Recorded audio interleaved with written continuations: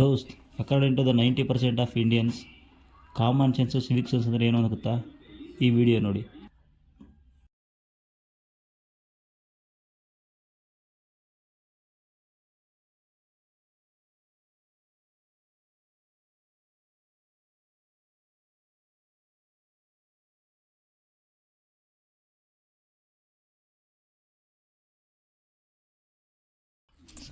ನಮ್ಮ ಇಂಡಿಯಾದಲ್ಲಿ 75% ಲಿಟ್ರಸಿ ಇದೆ.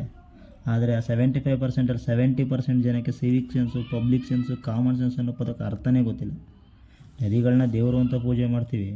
ನದಿಗಳು ಸತ್ರೆ ನಾವೆಲ್ಲ ಸಾಯ್ತೀವಿ ಅಂತಲೂ ಗೊತ್ತು. ಅದು ಅಲ್ಲದೆ ನಮ್ಮ ದೇವರುಗಳ ತಾಯ್ನಾಡು. ದೇವರ ಮೇಲೆ ಇರೋ ಭಯ, ಭಕ್ತಿ, ಗೌರವ, ಶಿಸ್ತು ನದಿಗಳ ಮೇಲೆ ಯಾಕಿಲ್ಲ ಅಂತಲೇ ನನಗೆ ಗೊತ್ತಾಗ್ತಾ ಇಲ್ಲ. ನಮ್ಮ ದೇಶದಲ್ಲಿ ನದಿ ಮಾಲಿನ್ಯ ಹೆಚ್ಚಾಗದೇ ಇರೋದಕ್ಕೆ ಮೇನ್ ರೀಸನ್ ಏನು ಗೊತ್ತಾ? ನದಿಗಳ ಬಗ್ಗೆ ಇರೋ ಜ್ಞಾನದ ಕೊರತೆ, ಮೂಢನಂಬಿಕೆ. 21ನೇ ಶತಮಾನದಲ್ಲಿದ್ದೀವಿ, ವೆಲ್ ಎಜುಕೇಟೆಡ್ಗಳಾದ್ದೀವಿ.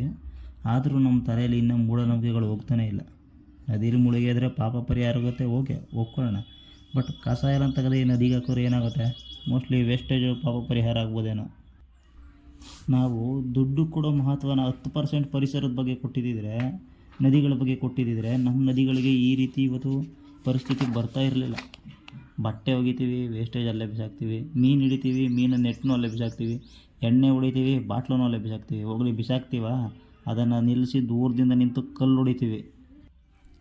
ಇವೆಲ್ಲ ನಮಗೆ ಆ ಕ್ಷಣಕ್ಕೆ ಚಿಕ್ಕದು ಅನ್ನಿಸ್ಬೋದು, ಬಟ್ ಮುಂದೆ ಅದೇ ನಮಗೆ ದೊಡ್ಡ ಮಾರಕ ಆಗೋದು. ಒಂದು ಸರ್ವೆ ಪ್ರಕಾರ ದೇಶದ ಪ್ರಮುಖ ನದಿಗಳು ಯಾವ್ಯಾವುದಿದೆ? ಕೃಷ್ಣ, ಕಾವೇರಿ, ಗಂಗಾ, ಯಮುನಾ, ಬ್ರಹ್ಮಪುತ್ರ ಇತ್ಯಾದಿ ಇತ್ಯಾದಿ. ಈ ಎಲ್ಲ ನದಿಗಳ ನೀರು ಕುಡಿಯೋದಕ್ಕಲ್ಲ, ಎಷ್ಟು ಸ್ನಾನ ಮಾಡೋದಕ್ಕೂ ಯೋಗ್ಯ ಅಲ್ಲ. ಇನ್ನು ಇದ್ರ ಬಗ್ಗೆ ನಮ್ಮ ಗೌರ್ಮೆಂಟ್ಗಳನ್ನ ಕೇಳಿದ್ರೆ ಗೌರ್ಮೆಂಟ್ ತಲೆ ಎಲ್ಲ ಏನೂ ಕೆಡಿಸ್ಕೊಳ್ಳಲ್ಲ. ಇದ್ರ ಬಗ್ಗೆ ನಾವು ಗೌರ್ಮೆಂಟ್ನ ಸುಲಭವಾಗಿ ಪ್ರಶ್ನೆ ಮಾಡ್ಬೋದು, ಆದರೆ ನಾವು ಮಾಡಲ್ಲ. ಯಾಕೆಂದರೆ ನಾವು ಪ್ರಶ್ನೆ ಮಾಡೋಕ್ಕೆ ನಮಗೆ ಮೀಟ್ರೇ ಇಲ್ಲ. ಪ್ರಶ್ನೆ ಮಾಡಿದವ್ರ ಪರವಾಗಿ ನಿಲ್ಲೋದು ಧೈರ್ಯ ಅಂತೂ ಇಲ್ಲವೇ ಇಲ್ಲ. ದಯವಿಟ್ಟು ಇನ್ನಾದರೂ ಅರ್ಥ ಮಾಡ್ಕೊಳ್ಳಿ. ಟ್ರೆಕ್ಗೆ ಹೋದಾಗ, ನದಿಗಳಿಗೆ ಈಜಕ್ಕೆ ಹೋದಾಗ, ಇಲ್ಲ ಸ್ನಾನ ಮಾಡೋಕ್ಕೆ ಹೋದಾಗ ಆ ತ್ಯಾಜ್ಯನ ಅಲ್ಲೇ ಬಿಸಾಕಬೇಡಿ. ದಯವಿಟ್ಟು ಸ್ವಲ್ಪ ಸಿವಿಕ್ ಸೆನ್ಸ್ ಇಟ್ಕೊಳ್ಳಿ ಅಂತ ಹೇಳ್ತಾ ಇದ್ದೀನಿ. ಈ ವಿಡಿಯೋ ಏನಾದರೂ ಸ್ವಲ್ಪ ತಕ್ಕಮಟ್ಟಿಗಾದರೂ ಇದ್ದರೆ ದಯವಿಟ್ಟು ಲೈಕ್ ಕೊಡಿ, ಸಬ್ಸ್ಕ್ರೈಬ್ ಮಾಡಿ ಅಂತ ಹೇಳ್ತಾ ಇದ್ದೀನಿ. Thank you.